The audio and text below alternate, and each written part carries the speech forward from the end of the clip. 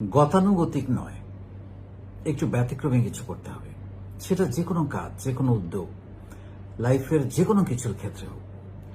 আমাদের সবারই একটু নতুন কিছু করার বা নিজেকে পরিবর্তন করার এই সাহসটা একটু কম। সবাই ভাবে যে আচ্ছা, যেভাবে চলছে এভাবেই চলুক, আমার বাবা করেছে, চাচা করেছে, মামা করেছে, সেটাই করি। বা আমার কাউকে দেখেছি, বন্ধু বান্ধব বা আমার এলাকার কেউ করেছে, আমার পরিচিত কেউ করেছে। আমরা একটু বাড়তি কিছু খুঁজতে যাই না, কপি করে কিছু একটা করার চেষ্টা করি, যেটা অত্যন্ত ভুল। কারণ আপনি যদি ভাবেন যে ও এই ব্যবসা করে অনেক টাকা কামিয়ে ফেলেছে, সো আমাকেও এটা করতে হবে, আপনি হয়তো উপর থেকে তার সেল বা তার সবকিছু দেখতে পাচ্ছেন, কিন্তু তার ইউএসপি কি, তার অসাধারণত্ব কি, বা তার ব্যতিক্রমী জিনিসটা কি, সেটা তো আপনি জানেন না।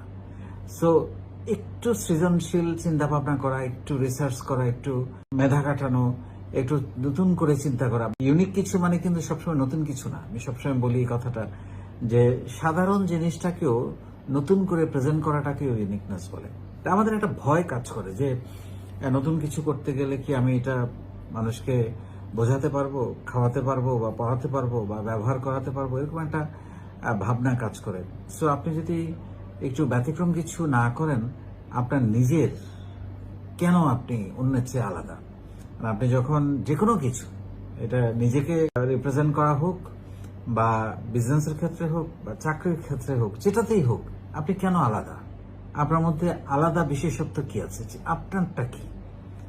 আপনার নিজের সৃষ্টিশীল, সৃজনশীল, বা আপনার নিজের তৈরি কি, সেটা যেটা আপনার মধ্যেই আছে, যেটা আপনিই পারেন, অন্য কেউ সেটা পারে না। সো এটা খুবই ইম্পর্টেন্ট, ব্যতিক্রমী। যেমন আমাদের এই ফাউন্ডেশন, নিজের বলার মতো একটা গল্প ফাউন্ডেশন যখন আমি তৈরি করি, তখনও কিন্তু আমি ভেবেছি যে কি ব্যতিক্রমী জিনিস এটাতে দেয়া যায়। যেমন 1 নম্বর ব্যতিক্রমী হচ্ছে যে প্রতিদিন শেখানো, যেটা বাংলাদেশে আর কোথাও নাই।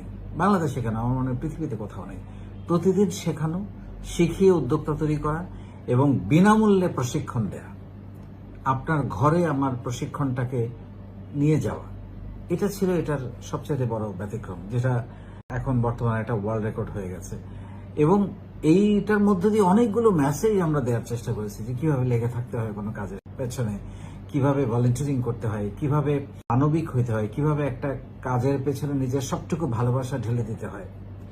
আরেকটা ইউনিকনেস কি, আমি নিজে শেখাই, এটা একটা বড় ব্যাপার। বেশিরভাগ সংগঠনের ক্ষেত্রে দেখা যায় যে সংগঠন ম্যানেজমেন্টের কাজটা করে, সাংগঠনিক কাজটা করে, কিন্তু এখানে আমি সাংগঠনিক কাজটা যেমন করি, এবং আমার একটা বড় টিম যেমন আছে সারা বাংলাদেশের 64 জেলায়, 492টা উপজেলায়, 50টা দেশে আমাদের যেরকম টিম আছে, তারা তো করছেই আমার মতো করে।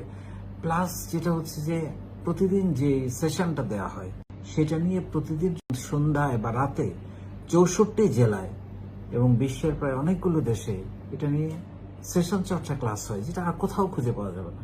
সো এগুলো হচ্ছে ইউনিকনেস। মানে আপনি যে কোনো কাজ করতে যাবেন, আপনার প্রোডাক্টটা বা আপনার সার্ভিসটা কেন বেস্ট? আপনি চাকরি করতে যাবেন, আপনার মধ্যে কি স্কিলস আছে যেটা অনেকের মধ্যে নাই?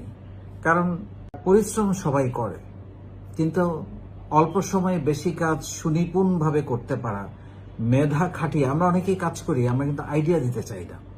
আমি আমার আইডিয়াটা নিয়ে যদি কেউ হাসাহাসি করে, আমার আইডিয়াটা যদি গ্রহণ না করে, না করুক। আপনি 10টা 20টা আইডিয়া দেন, একটাই গ্রহণ করবে।